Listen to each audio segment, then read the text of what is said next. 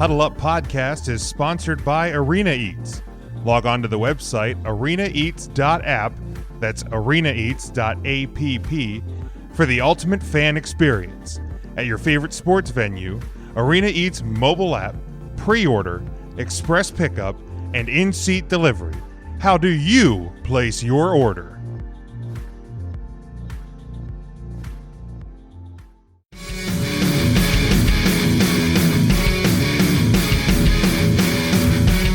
Let's look at this past weekend, of course, conference championship weekend in the National Football League. The Tampa Bay Buccaneers win the NFC, the Kansas City Chiefs win the AFC. Your Super Bowl matchup is set. But obviously the biggest point of contention in the NFC championship game was the call that was made on I guess it was a third down, the holding, pass interference on the Packers. People obviously throwing their hands up because calls were, a lot was let go in that game. Scotty checking in with us. How you doing, Scotty?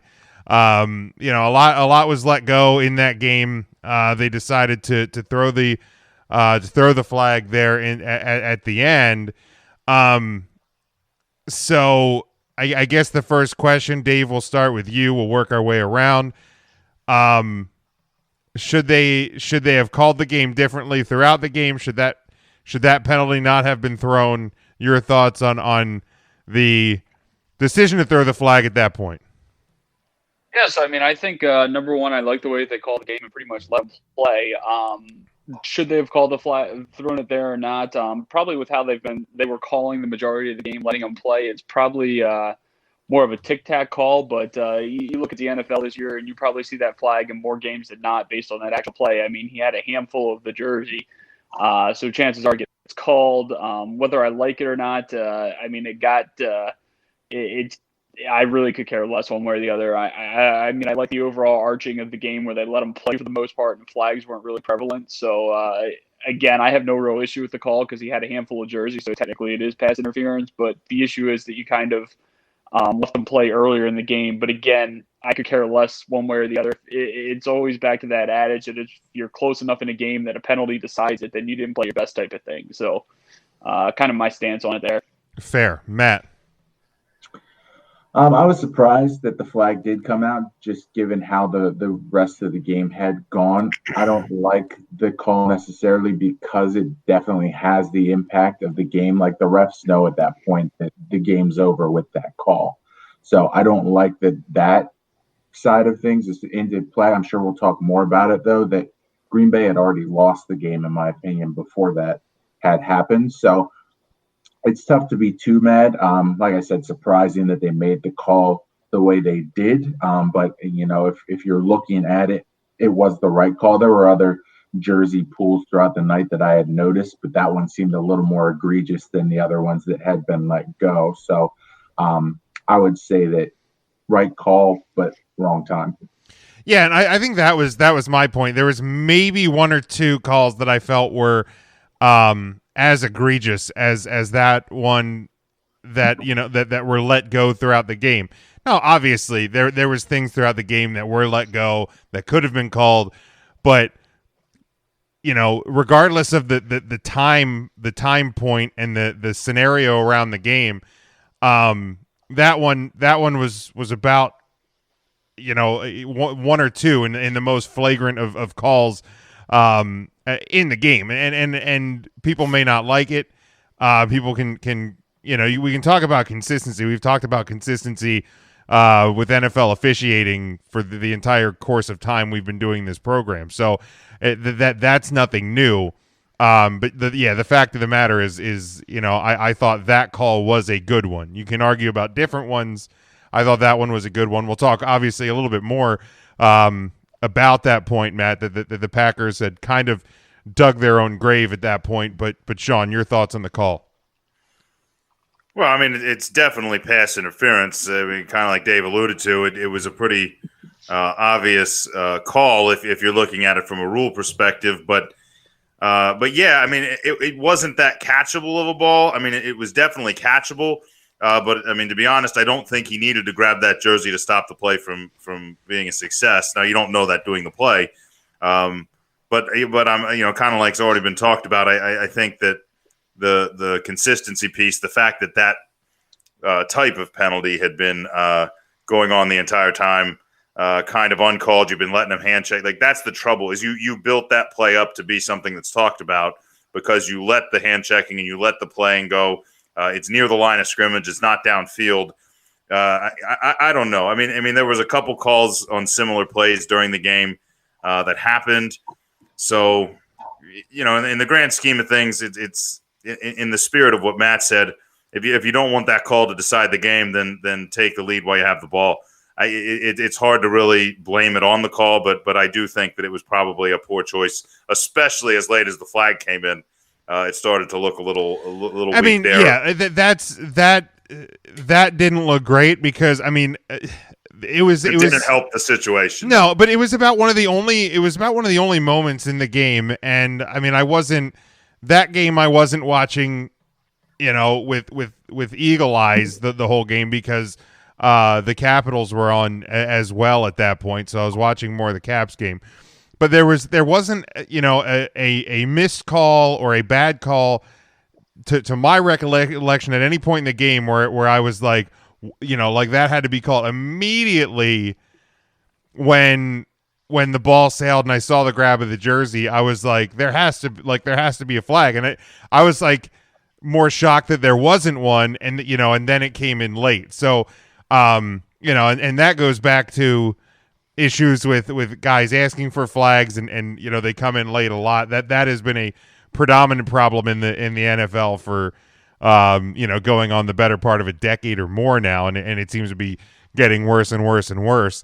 But really, you go back to the series before, and there's obviously other points, but especially that series before, it was a couple of straight second down, third down odd calls, but then the decision to kick the field goal, I thought really was one of the most cowardly and just the most baffling decisions from a coaching and a play call standpoint.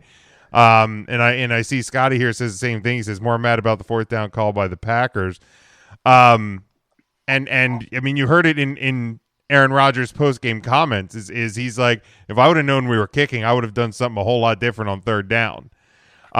Which there's I think deeper issues there, which people have kind of called into question where Aaron Rodgers might end up being next year. But the Packers, I felt, did kind of seal their own fate when they you can call it chickening out, you can call it playing weak, whatever way you want to describe it. But I just feel like when you're in a game, especially in a game where the Bucs were way out in front and the Packers battled back. Why I don't understand going conservative at that point. That one really confused me, and I don't know if that's a young coach just being inexperienced in that moment or what. It was very confusing. Sean, we'll start with you on the way back. The Packers coaching decisions. Well, yeah, and I think, obviously you're kicking the 3 to avoid the 2, I guess. Instead of letting it hang on one play, you're trying to give Aaron Rodgers a series of plays. There is the idea. Either way, you're going to need your defense to make a stand. But on fourth, you're not going to get any closer. The bigger issue for me wasn't it wasn't a coaching decision. It was Aaron Rodgers was scrambling right. I think it was on third down on that drive, second or third down, and he's scrambling right, and he's got the whole field open in front of him. Is he definitely going to get in? I don't know, but he's going to get at least to the 2 or 3, and he winds up throwing, I guess it would have been second down because he wound up getting some yards after that. But he throws into like triple coverage to try to squeeze one to Devontae Adams in the middle of the field. And I thought that from an Aaron Rodgers that I know, it just seemed like a really questionable decision. Obviously it's at real speed, and you want to get it in the hands of your best guy. Yeah, but I and thought his that angle's was a lot different than ours, so he may have seen something that we can't. Yeah, and obviously if he thinks he can put it in there, he probably can. But it looked like plenty of defenders to stop it, and I felt like for a guy that's made a lot of his career getting outside the pocket and picking up those yards with his feet, it was kind of a disappointing play for me. But But yeah, I don't understand not going for it. I mean, statistically, and when you get all your analytics guys really broke it down, the difference between, the risk of doing either really isn't that different. You still, because the idea is if you go for it and you force your defense onto the field, you have them in a pretty good spot, and you need them to make a stop anyway. But I don't know. I mean, they almost made a stand again there, and when they gave the ball back, so. And I guess they were looking. It looks more questionable, I think, than it is, because if the defense makes a stop, Rodgers gets the ball, whether he scores on the last drive or not, nobody's really going to question it at that point. No, it's the fact that and they, for all intents and purposes, if the flag was a mistake, they would have forced an opportunity most likely to get the ball back and at least have a shot at it. But anytime Rodgers has a Hail Mary option, it's still possible. And I guess that they're looking at the fact that they were down 8. So if you kick the field goal, then you're down 5. All you need is a touchdown to win. But that goes back to a coaching decision of going for 2, probably prematurely earlier in the second half. Which so yeah, that's what got me is they went for 2 earlier. So there's kind of trying to avoid going for 2 at the end of the game. Baffling. So it just there seem to be a lot of questionable things. Scotty here says. Kevin King cost the Packers a game with Scott Miller's touchdown before halftime. I mean, King was a liability. He was a liability, but in the same time, it's hard to say that you can cost a team a game before halftime. I mean, it certainly did not help. It did not help. It wasn't just that play. No, he got burned on several plays and was out of position on others. It was a horrendous day for him. He should change his last name.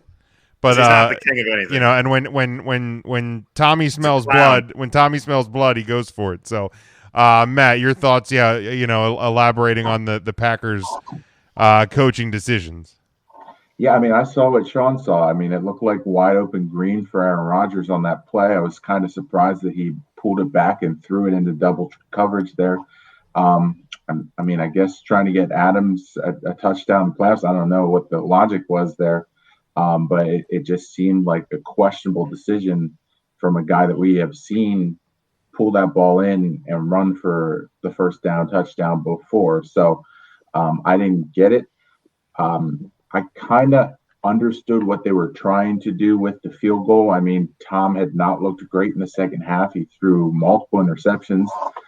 Defense had stood up a few times. So I get what they were going for. But when you have a quarterback like Aaron Rodgers and you have the game on the line kind of at that moment, I think I'm taking my chances trying to get the touchdown there. And if not, then we're resting our defense and we're at the 8-yard line and we're pitting them back with good field position if we get the ball back then. So that would have been my line of thought. But I'm not an NFL coach by any means or even close to it. Hindsight's 20/20, they say. Jake here says you can say Kevin King. Awesome. Huddle Up Podcast is sponsored by Arena Eats. Log on to the website arenaeats.app, that's arenaeats.app, for the ultimate fan experience. At your favorite sports venue, Arena Eats mobile app, pre-order, express pickup, and in-seat delivery. How do you place your order?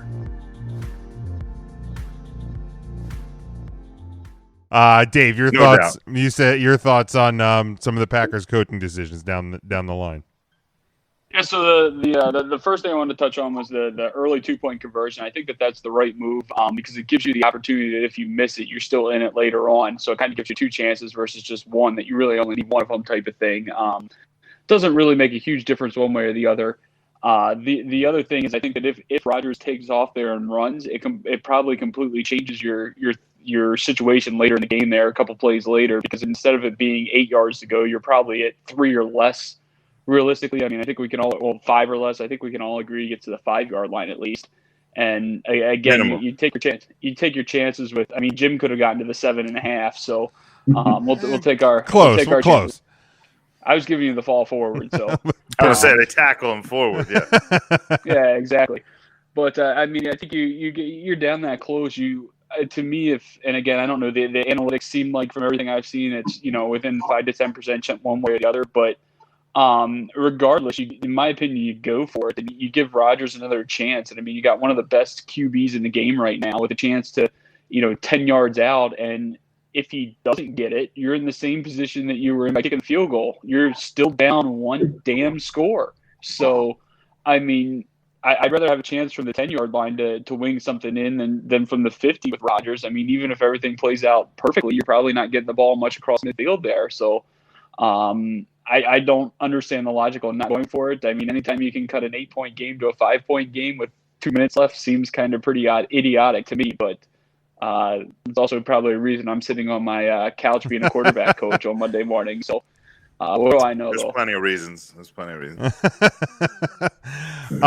Speaking of Aaron Rodgers, because obviously the Buccaneers, Tom Brady is 10th Super Bowl. We ran down the list of accolades last week. We don't need to do that again. I know Dave's still recovering from hearing all of those accolades.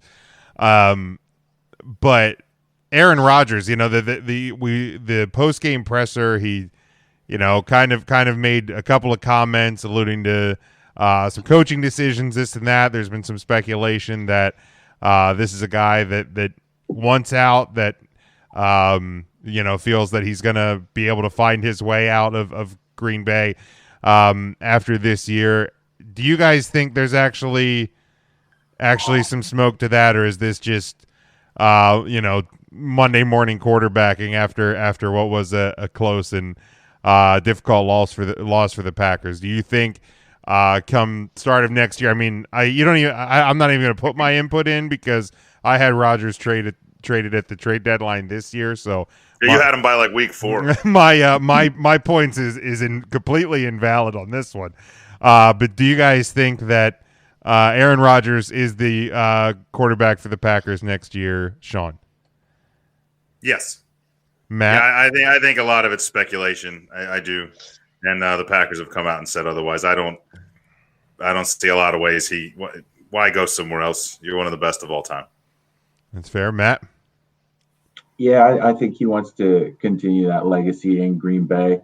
I mean, he has to kind of look at what his predecessor did and Favre's career upon leaving Green Bay. Do you want to go down that road, or do you want to give it one more shot, maybe 2 more shots with a team that you know very well?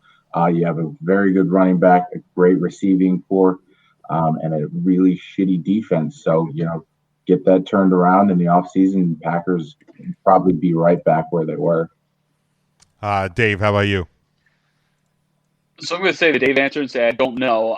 I saw a couple internet quotes today, and I didn't have a chance to follow up on them that much. But I saw that Rodgers apparently had some pretty intriguing comments today to the media. It might have been yesterday, and getting my days mixed up. But he pretty much, from what I saw on the analyst report, saying that he pretty much is putting the Packers on notice that if they dick around in the draft again and don't get him some help. Again, whether that means offensive line, defensive line, receivers, etc. Yeah, that's pretty open-ended, yeah. So, I mean, I don't know if that's, he wants more involvement in the draft or what he's saying there. But I think some of it, too, depends on what happens with some of your other quarterbacks and movement. I mean, if he can, perfect example, and I'm not saying that this happens by any sense of the means, but if Brady retires and there's a huge quarterback opening in Tampa Bay and you have those, those 4 amazing receivers and running backs there, what quarterback wouldn't want to go and hop on a front run contender like that? So I think he stays in Green Bay, but I think that it's going to get very hairy to say the least. Well, the big thing to worry about if you're hopping on a Tampa train or something like that is because currently, like, you're still going to be known as one of the best of all time, but you have this little monkey on your shoulder of like, well, I couldn't quite do it another time. Like, I only won. I mean, one's good enough as far as I'm concerned, but like, people are kind of hanging that on him, like, of all the near misses. Going to a Tampa Bay, I don't think helps that. Because even if you win it, it's not going to be because you did it with Tom. It's going to be because you just, like, went and, like, helped it. Like, I feel like it's almost like, LeBron didn't do that, but he gets called that all the time. Well, and would it you be... went and bought a title, or you went and did... Like, I just feel like it's not going to help your legacy at all, and I think, like, Matt's kind of alluding to it. Beyond a team like that, I mean, I would argue Green Bay's offense is maybe not as, like, power-packed in names, like, categories, but I don't know. one of the better offenses in football, I don't know that you necessarily pick one over them. But like, okay, so let's say that Brady and the Bucs win the Super Bowl this year. Aaron Rodgers goes to Tampa next year. Brady retires. He's like, you know what? I won 7. I've won more than any team has. I'm done, which I don't think is going to happen. I think Brady's going to play at least 2 or 3 more seasons. 10. He might at this point, but 52. Let's just play it out. And Tom retires. Aaron Rodgers goes there. He's like, all right, cool. This team's lined up. Defense is great. Receivers. He goes there and doesn't win the Super Bowl. Doesn't even make the Super Bowl. Because there are people that have called Aaron Rodgers like resume in question because he won one early and just hasn't been able to like replicate that success. And I mean, when you win one, it's one thing, and I mean his numbers and everything else he's done. It's not like he's a Trent Dilfer. Like, let's not try and confuse things. He is one of the best quarterbacks, in this generation. But does it hurt his legacy more if he would go to Tampa next year and can't win? I think it's more damaging. Like if I'm him, if you go anywhere, which I don't know that he does, but I think it's more damaging if you try and ride, Tom Brady's coattails and you can't get back to the Super Bowl, can't win it. Any thoughts on that? Well, I think, like I said, it's not going to help his cause to go down there. And as far as his legacy goes, we know he's one of the greatest of all time. I mean, the fact that is he going to get named as the best? No, because he's not Tom Brady. Like, he's not going to be. Right. But I mean, you have other guys that Aaron Rodgers has almost the winning percentage of Peyton Manning. I believe Aaron Rodgers is currently sitting 3rd in regular season winning percentage. And if you look at the postseason, Peyton Manning and a couple other guys, I think even Drew Brees, like these guys aren't exactly like mountains and miles ahead of 50% in the playoffs. These guys are, Peyton Manning, I'm pretty sure has pretty much about a 50% win percentage in the playoffs. But, he did get his second, he lost in one Super Bowl. And, I think that, kind of calling into question guys' winning percentage, the fact that Andy Reid had to deal with that for years of like, well, you get there, but you can't. Like, people that say that Jim have Kelly. no idea. Idea how hard it is. Like, once that funnel narrows down to your 8 best teams and you're playing against the best defenses in football and the best coordinators and coaching staffs in football and the guys that are going to just make you look – once you're in that pool, anybody can beat you. Yeah, Jim Kelly made it to 4 straight. And even the Browns can, apparently. They did that this year. Like that Bills team in the 90s, they may not have won a single Super Bowl, but whether people want to call it a dynasty or not, it's dynasty adjacent at worst. You made it to 4 Super Bowls, like it just so happened you ran into a Cowboys team that was a juggernaut and you had, a Mark Rippon, a Giants and a Redskins team, but near Hall of Famer, Mark Rippon. Near. Yeah. I mean, if he would have gotten that, outside at once. If he would have gotten that second one, but yeah. Well, Jake here says it's Rodgers being Rodgers, sports media wanting a story. He said he think he's saying as well. Ultimately, I think he does too. I think if Rodgers is going to end up outside of Green Bay, it's going to be a situation like I thought could have happened this year, where the team's just that bad. And the writing's on the wall, and you trade him to a contender. I don't think it's. By the way, fun stat for Dave: with his win on Sunday, Tom Brady has now tied Aaron Rodgers and Drew Brees with 1 NFC championship in his career. Same number as Drew and Aaron. So congrats to Tom on just one more check. Just to make it known, he's got more NFC championships than the Cowboys since it is true. 94, 95, whatever. That is true. That is true. In the last 25 years, that is statistically correct.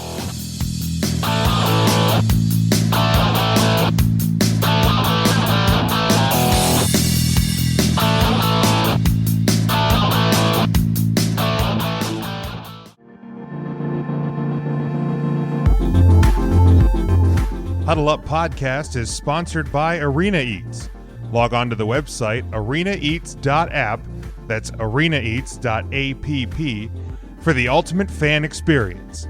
At your favorite sports venue, Arena Eats mobile app, pre-order, express pickup, and in-seat delivery. How do you place your order?